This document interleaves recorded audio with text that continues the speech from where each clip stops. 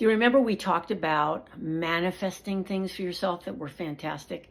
Well, here's a little story for you. A long time ago, when I was poor and starving and living in my car, I decided to take a chance and go to the biggest framer gallery in Newport Beach. And I walked in there with my roll of artwork under my arm, and I was a nervous wreck because I didn't have any money. I didn't know where I was going to live.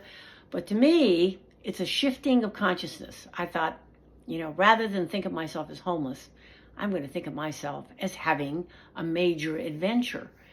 And by having that attitude, I laid all my artwork on the floor of this really big framing concern with the gallery. And a couple of designers walked up to me. There was a lot of people in there. And they says, "Wow, we really like your art." And I says, "Well, I have a really big gallery show coming up, and this is the best framer, and I want to get an estimate on at least 30 pieces of art." And I have to tell you, I was talking through my hat. I had no show coming up.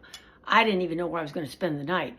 But it didn't matter because I painted this picture to these two designers that I was having this grand gallery show coming up and that I was going to frame up all this art with this framer.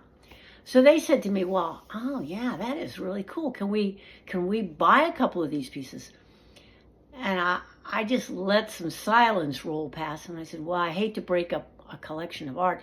However, I will make you a deal because you're such nice people. I will cut a deal with you, and if you take 2 pieces, let's make it $1,000, $1,000. So they peeled out the cash and they bought it. And meanwhile, the owner of the framing shop is coming over, and I'm sitting there going, "Oh my God." So I turn to this guy and I say to him, "Wow, you're the best framer in town. I can hardly wait to get all my art framed here because I have this really big gallery show coming up." And so I got him off. He could have gotten kind of edgy with me because I'm taking his clients and making money.